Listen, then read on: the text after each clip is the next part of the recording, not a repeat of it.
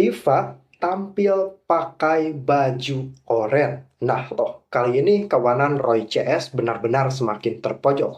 Bahkan ketika pertama kali gugatan balik dari Pak Jokowi hadir, mereka benar-benar tersudut dan seolah kelabakan rekan-rekan. Fokusnya pun kini terpecah belah. Terbukti mereka kini mulai merilis sebuah buku yang sebenarnya sangat-sangat tidak berfaedah sekali. Dan tentu saja ini sebagai bentuk harapannya dari mereka untuk menyerang Pak Jokowi itu sendiri, rekan-rekan. Nah, tetapi kawanan Roy CS ini tidak akan lama lagi eksisnya, rekan-rekan, karena Pak Jokowi menolak mencabut gugatan serta mereka telah berteriak-teriak palsu. Tetapi ketika dikonfirmasi oleh UGM bahwasanya itu adalah asli dan uji lab forensik Polri menyatakan asli, tentu saja gugatan balik dari Pak Jokowi akan sangat-sangat mulus karena mereka benar-benar telah menjatuhkan nama baik Pak Jokowi lewat skandal tudingan ijazah palsu. Dari Dr. TT ya.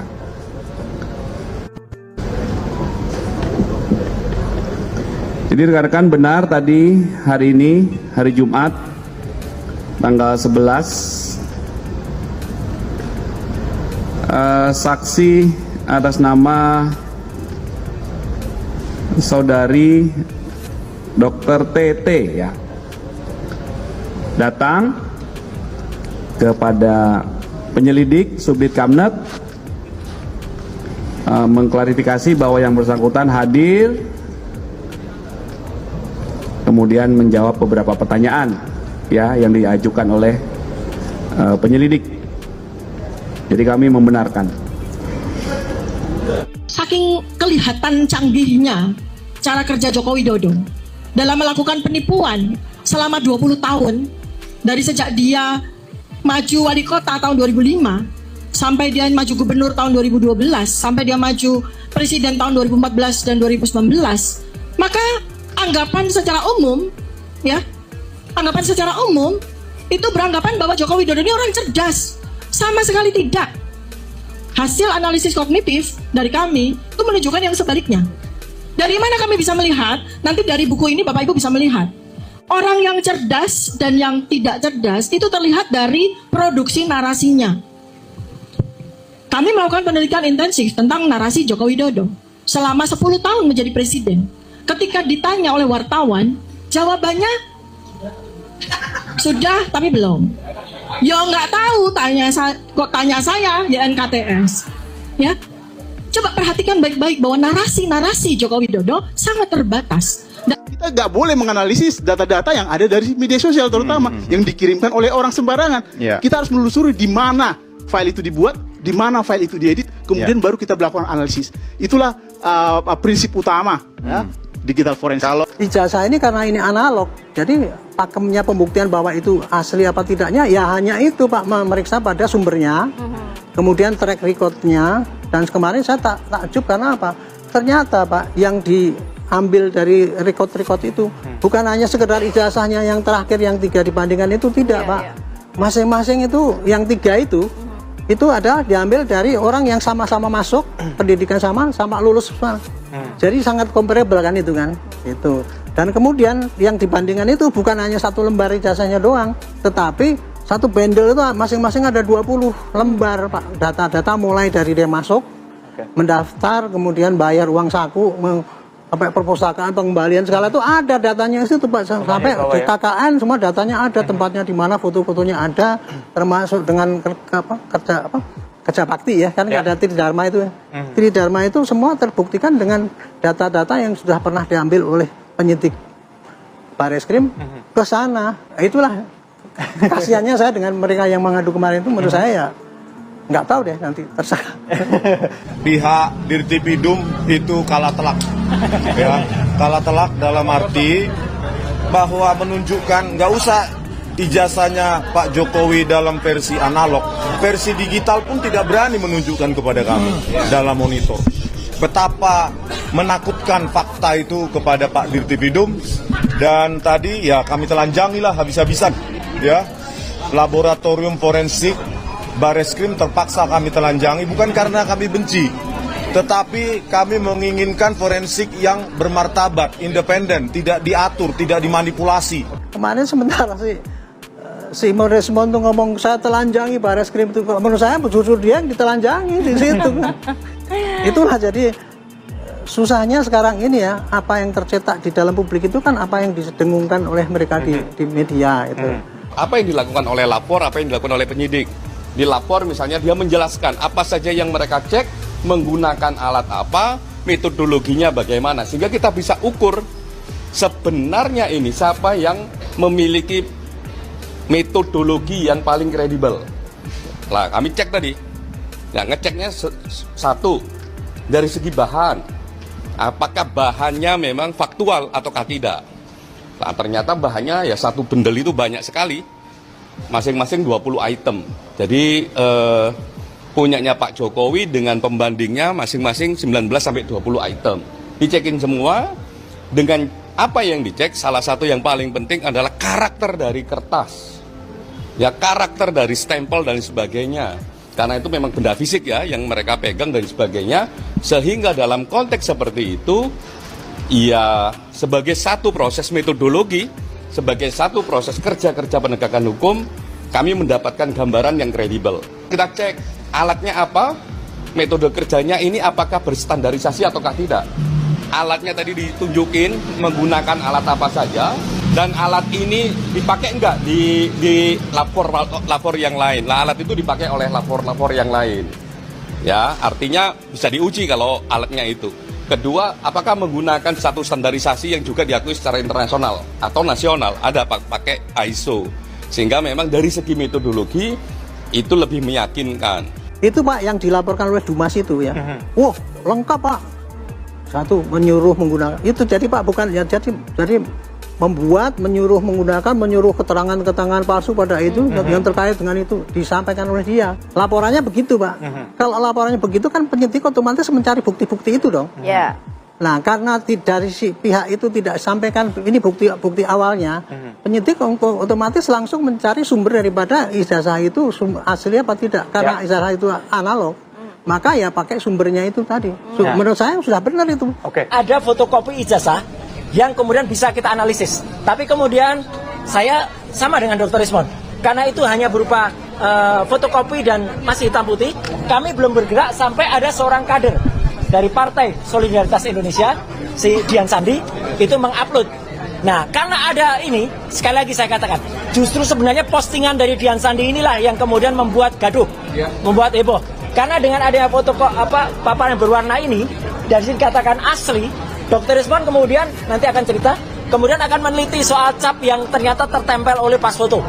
Ya, dan itu jelas banget, tadi penjelasannya jelas banget, pakai red, green, blue, berapa skalanya clear banget, ya. Pak Desmond maupun si Roy itu, dia yakin bahwa dengan teori yang dia pakai forensik perbandingan itu adalah benar. Yang dia tutup-tutupi adalah saya terpaksa sekarang pakai saya tutup-tutupi. Sampel yang dia pakai itu Pak, yang mestinya itu adalah sampel ijazah yang benar, yang analog, fisik ya, dibandingkan dengan yang lain-lain itu pakai asli apa tidak. Dia kan nggak pernah dapat Pak. Makanya dia nyuruh Pak Jokowi suruh tunjukkan itu kan berarti dia nggak pernah pegang itu. Jadi dia ngomong keluar-keluar di mana-mana mengatakan bahwa ini sudah membuktikan pakai teknologi tinggi. Tapi sampel yang dibandingkan itu adalah sampelnya yang diunggah oleh Sandi. Berarti Sandi itu adalah fotokopi dari, kan dia upload, kemudian oleh si Pak Roy itu di print, kemudian printnya itu yang dibandingkan.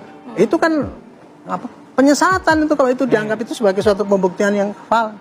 Disitulah letaknya saya kemarin baru terbuka. Wah ternyata ini analisis yang selama ini nggak benar gitu. Skripsinya adalah ada perbedaan sangat jelas bahwa, nah pada tahun 85 ketika skripsi ini dibuat konon November, di sini sudah terus Profesor Dr. Insinyur Ahmad Soemitro. Padahal Profesor Ahmad Sumitro harusnya pakai U baru mengucapkan pidato pengukuhan guru besar pada bulan Maret tahun 1886. Jadi 5 bulan setelah ini. Jadi kan nggak mungkin dia menuliskan ini. Yang benar yang ada di sini. Memang ini skripsi asli. Lihat kertasnya, warnanya. Ini warnanya bulek. udah tua. Ini warnanya baru kertas ini. Jadi ini ada kertas baru atas nama Joko Widodo yang dimasukkan ke dalam skripsi milik orang lain ini. Di sini benar, Dr. Insinyur Ahmad Sumitro belum profesor. Tadi sempat juga dijawab, itu Profesor Ahmad Sumitro sudah tahun 85, sudah mantap. Nggak ada orang berani pakai gelar sebelum pidato pengukuhan. Ya, itu orang-orang kalau di luar kampus tuh sering aneh-aneh kayak gitu pendapatnya. Satu lagi yang penting, lembar pengujiannya tidak ada. Kalau lembar pengujiannya nggak ada, berarti skripsi itu nggak pernah diuji, skripsi itu nggak pernah lulus. Ya. Skripsi kan ini kan nggak ada lembar ini berarti penguji. Pengesahan. Ternyata dari Gama mengatakan, Pak, yang seperti itu, Pak, dari 80 alumni di situ itu hampir 50% ada yang kayak gitu karena waktu zaman itu mahasiswa disuruh ketik sendiri, Pak, itu nggak ada harus di print sama satu. Profesor, doktor, gelar itu kok ada nggak ada karena Pak itu profesor itu dulu mendapatkan ini tahun ini pengukuhannya baru belakang, jadi di data itu ya masih berubah-ubah dan orang yang menggunakan ijazah pakai SOE sama SU itu hampir itu juga persentasenya gede, bukan hanya Pak Jokowi doang gitu loh. Kalau estimate saya apa yang disampaikan oleh Pak pengadu ini dengan bukti-bukti itu ya terpatahkan dengan kesaksian dari Gajah Mada maupun dari itu saksi yang diajukan itu. Ya hasil pengamatan saya tidak bisa membuktikan adanya pemalsuan ataupun membuat surat palsu. Rismond ngotot soal skripsi tapi malah diketawain kampus sendiri. Egy kabur ke luar negeri mencari simpati, tapi yang datang malah sunyi. Rizal teriak atas nama ulama, padahal cuma cari panggung di atas berita lama. Ijazah Jokowi bukan selembar kertas, tapi simbol perjalanan yang tulus dan keras. Kalian mau hapus jejaknya? Silakan coba, tapi siap-siap terseret arus hukum yang menyala. Mereka pikir Jokowi tak bisa membaca, ternyata mereka sendiri yang buta huruf sejarah. Mereka pikir Jokowi tak layak jadi presiden. Nyatanya rakyat berkali-kali memilihnya. Bukan karena pencitraan, tapi karena ketulusan, kerja nyata, dan kesederhanaan. Dan sekarang mereka panik. Bukan karena Jokowi salah, tapi karena fitnah mereka mendekati tanggal kedaluarsa. Sudah ada tanda-tanda. Sudah ada laporan-laporan hukum yang siap menggulung. Sudah ada pasal-pasal yang menunggu nama kalian. Fitnah yang kalian rawat sebentar lagi menjadi batu nisan reputasi. Kalian ingin Jokowi jatuh?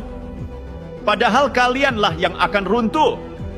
Makin kalian maki, makin tinggi Jokowi berdiri. Makin kalian benci, makin banyak hati yang simpati. Wahai pemfitnah, silakan jerit sekeras-kerasnya, karena itu jeritan terakhir sebelum jeruji menyambutmu dengan senyuman dingin. Jokowi tak perlu menjawab satu persatu, karena waktu dan hukum akan menjawab dengan lebih keras. Dan ketika pintu penjara terbuka, fitnah kalian akan dikenang sebagai kegagalan terbesar para pecundang dalam melawan kebenaran. Mereka berdiri di atas panggung kebohongan, membawa mikrofon dusta, menggemakan palsu, seolah dunia bisa mereka tipu begitu saja. Tapi sayangnya, UGM tak goyah, Fakultas Kehutanan tak tunduk. Teman-teman seangkatan Jokowi justru berkumpul, bersalaman tertawa. Di sana tak ada wajah panik. Yang panik justru kalian, yang kini mulai menghapus jejak digital, menghapus status, mengunci akun, seperti maling yang sadar rumahnya sudah dikepung. Dulu kalian teriak lantang, sekarang kalian bisik-bisik ketakutan. Dulu kalian bilang ijazahnya palsu, sekarang justru kalian yang palsu. Roy berbekal Photoshop murahan, Tifauzia bersenjatakan asumsi yang disulap jadi fakta, Rismond cari panggung, pakai tanda tangan, Egy. Bahkan Interpol pun malas melirik. Dan Rizal hanya tinggal bayang-bayang nama besar yang redup karena nafsu. Wahai para penyusun skenario gagal, apa rasanya ketika aktor kalian diabaikan? Apa rasanya saat naskah fitnah kalian dibakar oleh fakta? Hari ini Jokowi berdiri, bukan di mimbar pembelaan, tapi di tengah senyum tulus sahabat-sahabat kampus. Bukan di ruang sidang, tapi di ruang nostalgia, yang kalian tuduh sebagai panggung sandiwara. Padahal itulah bukti paling jujur bahwa kalian semua cuma sedang mimpi buruk. Dan seperti mimpi buruk pada umumnya, sebentar lagi kalian akan terbangun di ruang interogasi, di hadapan penyidik, di bawah cahaya putih, bukan sorotan panggung YouTube, tapi sinar lampu ruang tahanan. Bukan Jokowi yang palsu, tapi kalian yang sedang menyamar sebagai orang waras. Bukan Jokowi yang harus minta maaf, tapi kalian yang harus menulis surat permohonan grasi. Kebenaran tak butuh pembelaan berlebihan, cukup diam dan biarkan dusta itu saling melahap kawannya. Hari ini kalian tertawa di media sosial, besok kalian menangis di balik jeruji sosial yang nyata. Katanya saya mau bawa ini ke Amerika, saya mau bawa ke Eropa, saya mau bawa ke sana itu orang edan. Kenapa, Pak? Iya, yang nggak masuk akal lah. Itu urusan pribadi, dalam negeri kok bawa ke luar negeri, itu memalukan sendiri kita sendiri. Gimana sih? Karena kita punya harkat martabat dong. Masa kita nggak punya? Anda nggak bangga dengan Indonesia? Bangga dong. Masa nggak selesaikan dalam negeri, terus minta orang Amerika? Emang Amerika itu bos kamu? Ya enggak lah. Itu kita harus benar-benar tegas gitu. Pak, kalau misalkan kemarin kan artinya brosur CS terus sebagian orang meminta tunjukkan saja kalau ada asli ijazahnya. Kenapa alasannya Pak Jokowi nggak tunjukkan aja, selesai masalahnya? Ya sekarang kan gini kan, saya kalau berdebat sama orang yang bukan levelnya, nah, saya ngikutin apa kemauannya bukan level kan, saya berarti saya menurunkan derajat saya. Ya menurut saya Pak Jokowi, saya jadi pengacara Pak Jokowi, saya akan bilang nggak usah ladenin. Tidak ada wewenang dia untuk melihat. Misalkan wartawan pun nggak ada wewenang untuk melihat ijazah saya, kan gitu kan? Nggak perlu. Saya nggak bisa karena ketakutan, saya kasih lihat ini loh ijazah saya. Emang berarti kamu maling, ketakutan. Justru itu tindakan yang benar, kan gitu. Nanti kalau sidang diperlukan atau penyidik perlukan, saya tunjukkan. Itu yang jawaban menurut hukum yang tepat. Menurut Bapak, apa yang dilakukan Roy Suryo sangat fatal atau masih sebatas kewajaran? Memalukan harkat martabat NKRI. Menurut saya sayang sekali. Kenapa harus dilakukan demikian? Karena ini kan sudah heboh di luar negeri kan. Yang malu orang kita. Jadi menurut saya sangat tidak simpati dengan tindakan-tindakan sekelompok orang yang mengorbankan harkat martabat bangsa demi kepentingan sekelompok orang. Sangat tidak setuju saya. Kita punya harkat martabat. Kita harus menjaga kita ini orang Indonesia. Itu tidak bisa menawar lagi. Nah, mau kalau gini mau bawa ke sana, saya bawa ke sana, nah, seperti pengemis kita. Wah, gua nggak dapet duit di sini, gua pinjam lah. Kalau perlu di jalanan gua todong orang kan gitu, sama aja kayak gitu kan. Ikutin real aja. Dan lagi sekarang tanya sama mereka, kepentingan Anda itu apa? Apa kepentingannya? Dia melakukan demikian, tanya dong sama mereka itu kan. Apa sih kepentingan Anda membuat heboh begini? Kepentingan targetnya Anda itu apa? Apakah berpikir dengan adanya misalkan itu ternyata palsu, kemudian putusan-putusan 10 tahun itu semua batal?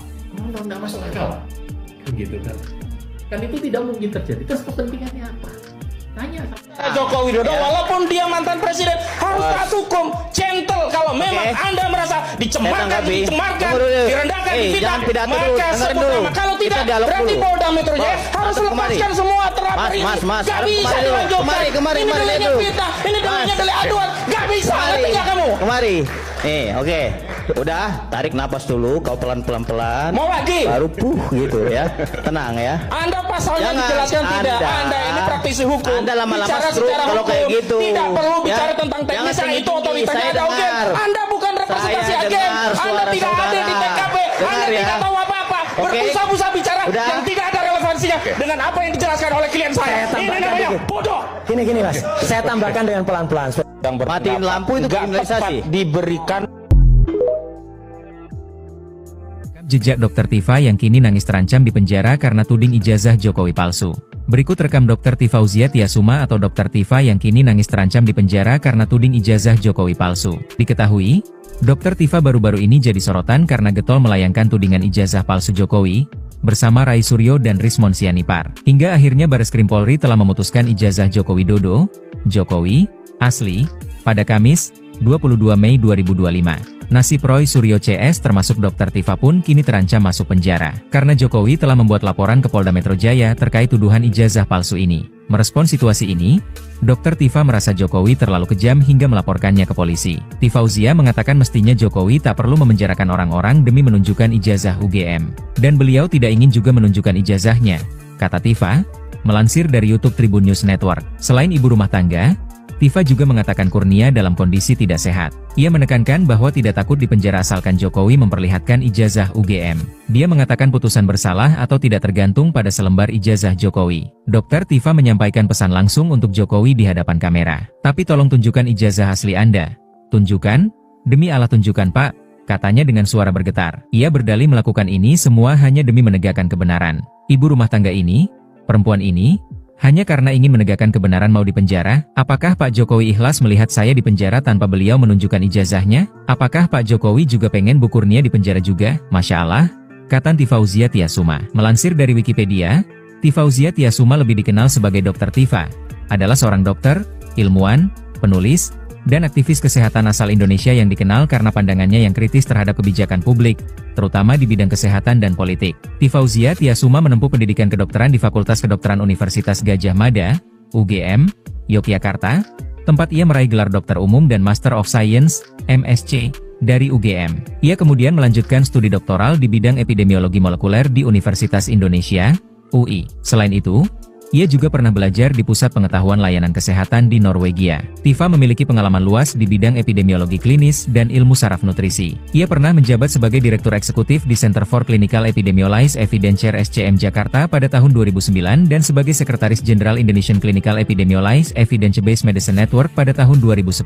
Sejak 2017, ia memimpin Ahlina Institute, sebuah lembaga yang berfokus pada literasi kesehatan, nutrisi, dan neuroscience spiritual di Indonesia. Sebagai penulis, Tifa telah menerbitkan 2 buku berjudul Body Revolution dan Nutrisi Surgawi, yang membahas hubungan antara nutrisi, kesehatan, dan spiritualitas. Ia juga aktif sebagai pembicara publik dan praktisi makanan sehat, serta mengelola layanan catering makanan sehat yang menekankan pada nutrisi yang tepat dan bahan berkualitas tinggi. Dr. Tifa dikenal sebagai sosok yang vokal di media sosial, khususnya Twitter, di mana ia sering menyuarakan kritik terhadap kebijakan pemerintah, terutama dalam penanganan pandemi COVID-19.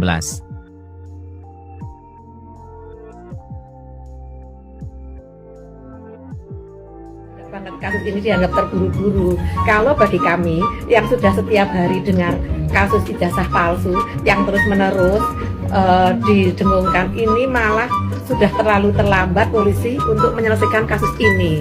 Jadi ditunggu saja ya, karena sebentar lagi bakalan dipanggil sama polisi lagi dan sudah pada penyidikan. Tahu artinya penyidikan itu apa? Artinya di sini nanti bisa ada peningkatan status yang berakhir pada baju yang warnanya oranye, Mbak Tifa. Ditunggu ya. Dan rekan-rekan, sudah kita saksikan bagaimana dilematis kemudian polemik dari skandal tudingan ijazah palsu ini benar-benar sangat-sangat panjang dan alot prosesnya rekan-rekan, karena kita tidak bisa pungkiri bahwa ini adalah kasus yang sebenarnya sangat-sangat simpel, namun ketika realisasinya sangat-sangat rumit. Nah, kenapa kok bisa begitu, Min? Begini rekan-rekan, mereka berteriak soal ijazah Pak Jokowi itu palsu. Di Indonesia tentunya pemalsuan dokumen dilarang keras dan kena pidana, tetapi mereka jatuhnya pada saat ini adalah menuding seseorang ataupun individu melakukan pemalsuan dokumen atau dalam hal ini ijazah. Nah, pada saat ini Pak Jokowi selaku pihak korban melakukan gugatan balik rekan-rekan. Dan di tengah bukti bahwasanya Pak Jokowi itu ijazahnya asli, kemudian saksi hidupnya hadir, kemudian dokumennya divalidasi dan diverifikasi, semua sudah clear, Pak Jokowi menolak untuk mencabut gugatan karena Pak Jokowi ingin melanjutkan kasus tuntutan balik ini sampai ke tahap para tersangka ditahan dan menikmati apa yang mereka tanam, apa yang mereka tanam selama ini rekan-rekan. Nah, ini adalah sebuah langkah hukum yang sangat-sangat jitu dari Pak Jokowi. Tim kuasa hukum Pak Jokowi benar-benar all out dalam mempersiapkan semua, dalam mempersiapkan apapun dokumen barang bukti yang memang diperlukan oleh tim penyidik, dan mereka lihat sekarang rekan-rekan kelakuannya. Mereka benar-benar kelabakan, hanya bisa teriak-teriak di panggung debat, hanya bisa mencaci maki, menghardik, dan tentu saja melecehkan orang-orang yang memiliki pemikiran yang waras rekan-rekan. Kalau mereka debat, kita lihat kebiasaannya pasti motong, kebiasaannya pasti bentak-bentak. Padahal jika pertanyaannya simpel seperti ini, tapi harus jawab dengan penuh akal sehat. Legal standing up Anda apa? Memfitnah Pak Jokowi. landasan hukum yang jelasnya apa? Kok Anda mengulik-ngulik ijazah orang yang pihak UGM-nya, pihak kampus yang mengeluarkannya saja itu mengkonfirmasi asli rekan-rekan. Nah loh, kenapa Anda terus hina Pak Jokowi, terus fitnah Pak Jokowi itu kan rekan-rekan? Tetapi dengan segala bentuk kebencian yang seolah menyelimuti akal dan pola pikir mereka, sehingga yang hadir hanya perkataan negatif, statement negatif, provokasi, opini, dan lain-lain, termasuk framing-framing jahat kepada Pak Jokowi.